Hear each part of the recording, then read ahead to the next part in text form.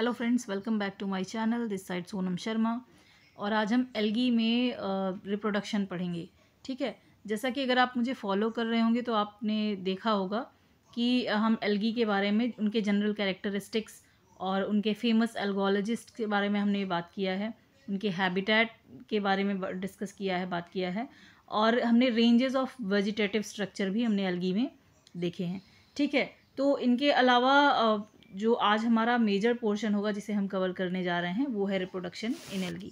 ठीक है, तो रिप्रोडक्शन की अगर हम बात करते हैं तो एल्गी में मेजरली 3 तरीके के रिप्रोडक्शंस देखे गए हैं, जिसमें कि जो मेजर होता है, एक तो आपका वेजिटेटिव रिप्रोडक्शन देखा गया। ठीक है, सेकंड आपका एसेक्सुअल रिप्रोडक्शन देखा जाता है, and the third one is sexual reproduction देखा जाता है।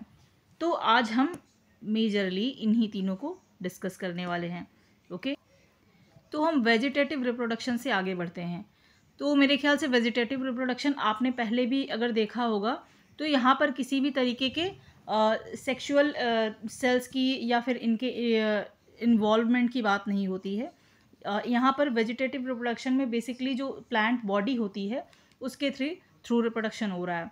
ठीक है, तो फ्रैगमेंटेशन जो है इसमें आपने सबसे सिंपलेस्ट वे सुना होगा वेजिटेटिव रिप्रोडक्शन में, अगर सुना होगा तो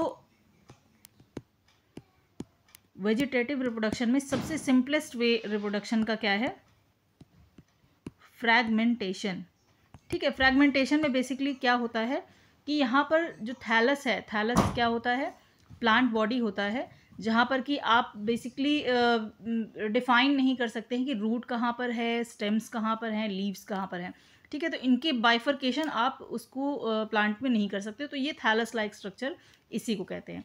ठीक है, तो चूंकि हमने ये भी पढ़ा हुआ है कि एल्गी जो है वो कैसा है, एल्गी सबसे लोअर मोस्ट प्लांट्स में आता है। ठीक है, और यहाँ पर अगर आप देखेंगे तो जाइलम फ्लोएम, जिसे हम कॉमनली वैस्कुलर बंडल्स भी कहते हैं, तो वैस्कुलर बंडल भी यहाँ पर इतना ज़्यादा आप उसको बाइफरकेट नहीं कर सकते, बहुत ही लोअर ग्रेड में यहाँ पर आपको मिलेगा वैस्कुलर बंडल। ठीक है, बहुत ज़्यादा एडवांस नहीं मिलेगा वो। आप जैसे जैसे प्लांट फैमिलीज़ में आगे बढ़ते जाओगे तो आपको एडवांसमेंट वहाँ पर देखने को मिल सकता है। ओके, तो फ्रैगमेंटेशन में बेसिकली होता क्या है कि यहाँ पर थैलस जो हैं वो ब्रेक डाउन होते हैं, ब्रेक हो जाते हैं स्मॉल स्मॉल फ्रैगमेंट्स में। ठीक है, और वो फ्रैगमेंट्स, उसके हर एक फ्रैगमेंट, जितने भी टुकड़े में वो थैलस बॉडी टूट रहा है, तो उसके हर एक फ्रैगमेंट में कैपेबिलिटी होती है एक न्यू प्लांट को क्रिएट करने की। ठीक है, उसका जो सबसे बढ़िया एग्जाम्पल आपको देखने को मिलेगा वो मिलेगा किसमें? यूलोथ्रिक्स में मिलेगा, एंड स्पायरोगायरा एंड जिग्निमा। ठीक है, तो यहाँ पर मैं लिख दे रही हूँ, अगर आपको नोट करना है तो आप साथ में इसको नोट करते हुए चलिएगा। फ्रैगमेंटेशन में क्या होता है, यहाँ पर थैलस बॉडी स्ट्रक्चर जो है आपका है वो क्या हो रहा है, वो ब्रेक होता है। ठीक है, और जितने भी पीसेस में ब्रेक हो रहा है वो capable to make a new plant body, या फिर स्ट्रक्चर आप लिख सकते हो। तो ये जो होता है बेसिकली फ्रैगमेंटेशन का मतलब यही है कि फ्रैगमेंट्स में थैलस टूट रहा है और हर एक फ्रैगमेंट जो है केपेबल होता है न्यू प्लांट को बनाने के लिए। एग्जाम्पल मैंने बताया, एग्जाम्पल आप नोट कर सकते हैं। फ्रैगमेंटेशन का जो सबसे बेस्ट एग्जाम्पल है वो किसमें आपको दिखा? यूलोथ्रिक्स में। ठीक है, देन स्पायरोगायरा में, एंड और किसमें मैंने बताया था? जिग्निमा में। ठीक है, तो ये एग्जाम्पल्स आपको ज़रूर याद रहने चाहिए, इस पर डायरेक्ट क्वेश्चंस भी बनते हैं कि फ्रैगमेंटेशन जो है वो कैसे कैसे, कहाँ कहाँ, किन आपको बेसिकली एल्गी में देखने को मिलता है। देन ये तो आपका पहला पार्ट हो गया वेजिटेटिव रिप्रोडक्शन में। अब हम सेकेंड पॉइंट पर चलते हैं, दूसरी तरीके का वेजिटेटिव रिप्रोडक्शन कैसे हो सकता है। आप थोड़ा सा दिमाग पर जोर डालिए, सोचने की कोशिश कीजिए मेरे साथ में।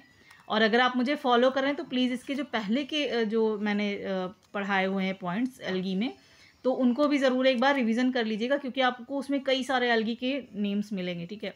तो एल्गी का लाइफ साइकिल देखिए, अगर आप एल्गी पढ़ रहे हैं तो एल्गी के कैरेक्टरिस्टिक फीचर्स वो ज़रूर से अच्छे से देखिए, प्लस इनका क्लासिफिकेशन जो है, जो फ्रिश ने दिया है वो आपको देखना है, वो भी मैं फर्दर आपको डिस्कस करूँगी।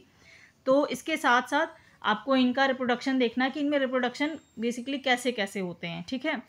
अब इसके साथ में जितने भी काइंड ऑफ एल्गीज जो हैं, इनके स्पेशल फीचर्स के साथ में आपको याद रखने होंगे नाम। ये आपका काम है, मैं पढ़ा दूँगी, लेकिन पढ़ना, याद रखना, मेमोराइज़ करना आपका काम है। बाकी आपको कोई भी किसी भी तरीके का डाउट हो रहा है तो वो आप मुझसे पूछ सकते हैं। आगे बढ़ते हैं, ठीक है। बातें तो बहुत सारी होती रहेंगी। सेकेंड पॉइंट जो है वो है सेल डिवीज़न, या फिर इसे हम और भी दूसरे नाम से किससे जानते हैं, फिजन से, ठीक है। तो सेल डिवीज़न या फिर फिजन। तो सेल डिवीज़न क्या होता है, ये सिंपलेस्ट मेथड होता है प्रोपगेशन का। ये कॉमनली किस में पाए जाते हैं, यूनिसेल्यूलर एल्गाज में, जो कि सबसे फेमस एग्जांपल इनके हैं डेस्मिड्स या फिर डायटम्स में आप इसको देख सकते हैं, ठीक है। ये क्या है, सिंपलेस्ट मेथड ऑफ प्रोपगेशन, ठीक है। और ये कॉमनली किस में पाए जाते हैं, यूनिसेल्यूलर्स में पाए जाते हैं। और जो इसका एग्जाम्पल, अगर एग्जाम्पल की बात करते हैं तो क्या है, डेस्मिड्स होंगे एंड डायटम्स, ओके। इसमें कोई कंफ्यूजन मेरे ख्याल से नहीं होना चाहिए। अब यूनिसेल्यूलर एल्गल सेल्स जो होते हैं वो क्या करते हैं, डिवाइड करते हैं माइटोटिकली, ठीक है। और डिवाइड करेंगे माइटोटिकली। अच्छा, एक चीज़ और जान लीजिए, जो बॉडी सेल्स होते हैं उनमें जो